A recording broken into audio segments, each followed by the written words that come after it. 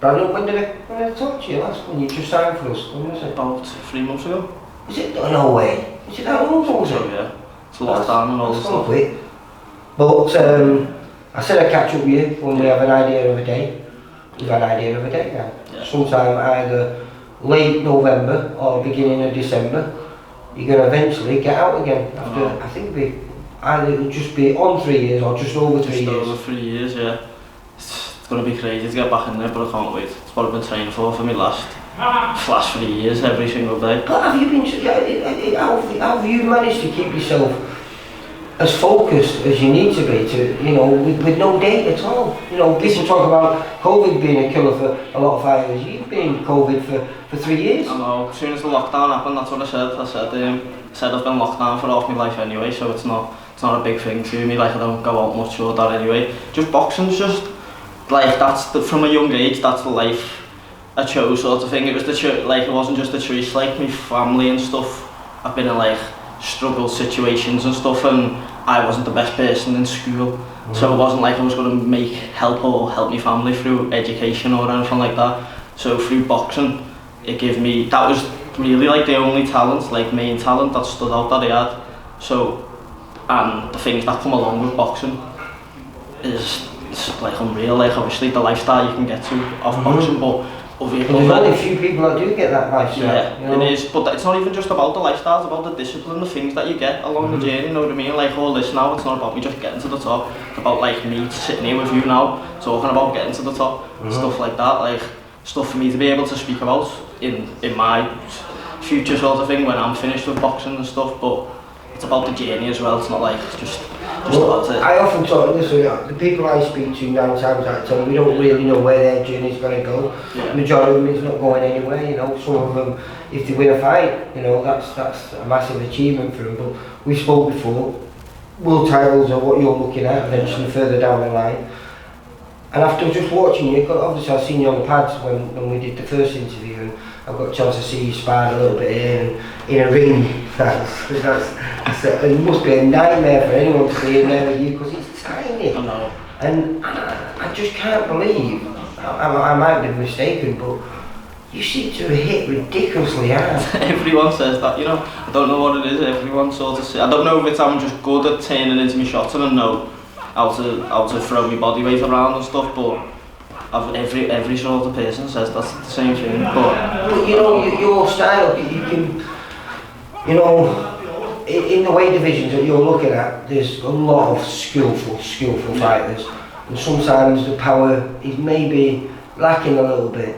I think you could be a breath of fresh air to the lower divisions, mate, because it seems like you have all those silky skills that the rest of them have. Yeah. But you also seem to have power, and I know if you look on your record, it's only 4 fights and 1 stoppage, but I don't think that's going to be for long with 1 stoppage on there. I'm truly excited to see what you can bring back to the square circle. Thank you. Well, there's most of the flyweights and the super flyweights, it's about the speed and they want the points and stuff, don't they? Everyone wants to make a name for themselves, but I think they're not willing to do the heaviness you've got to do in training or to get the power into your shots. I'm going to be honest, I've only started training on turning into my shots more since I've been with Chris, but I've always been like powerful. But how long are you, Chris? Me and Chris we've been training for like years together and known each other, but we started training I think it's about a year ago I sort of come to Chris, but the gym didn't get sorted and everything, the corona happened and stuff, so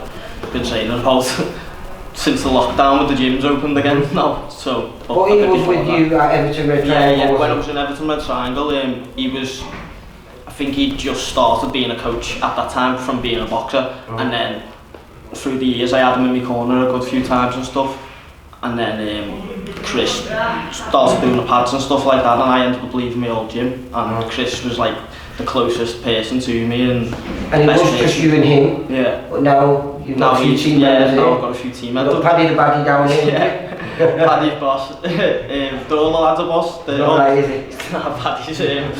Paddy's just real, he's just scouse. But all the other lads are they're all from the ERT as well. All the other lads I've trained with them before. Right. We used to train together in the ERT, and then they sort of left and went their own ways to different gyms, and it's mad, it's crazy we've all sort of come back together, like now. But yeah, it's supposed to be back with all the lads. And no, well, it makes it a little bit easier though, doesn't it? Yeah. I know you train hard anyway, but when you've got training partners... Like you got competition? Well, it's not just competition, I just think it's that macho. It makes it fun. I know what you mean, get the in vibes and stuff are there as well, but it's that macho, as Chris says, that macho effect as well. So someone's training hard, you want to train harder or as hard as them. So it keeps you both, it makes you all come up. It's like when you're sparring with someone good, you can't just let them go and then you don't go after it, or you just get your head punched in. So well, you've got to keep going. We were talking about before the fight of the weekend on Channel 5, it was just a phenomenal fight. As you were saying, it was just, he gave one and he came back and then he came back and it was just a phenomenal fight. It really was. It's got to be contender for fight of the year. But I truly am looking forward to seeing you get out and shake that ring rust off and move through the rankings. Hopefully, from what I'm seeing, quite quickly. Yeah. I just can't wait to get back in there now and my name back out there. Everyone probably thought, I've seen a few things when I was gone. Just people, not even no disrespect, just people saying, I remember a super flyweight that I thought was going to be a big talent, or could still be a big talent, but he just doesn't get enough fights. And it was me and that, but so like now I'm getting back out there and that, people will start to think, oh, well, at least he's going to get some fights, and that now one can see what I can actually do. Like I said, I think 2021 will be a year that people are going to be talking about you, mate. Resurrection, we get the ring rust off at the end of this year, and we'll get you out there and get you those fights, and like I say, with a super talent, an exciting talent as well. Like I say, not just all the skills in the world, but it looks like you've got serious power. So look forward to that. Like I say, we're not sure. End of November, beginning of December, we'll come back and when we've got a definite date, and we'll give it a plug out and let everyone where they can find and come and watch it. Yeah, thank you. Brandon, take care, mate. You too. Bye. For all boxing info, news and latest interviews, amateur and pro, across the north, click and subscribe. VIP Boxing Promotions. Also, Twitter, Instagram and Facebook.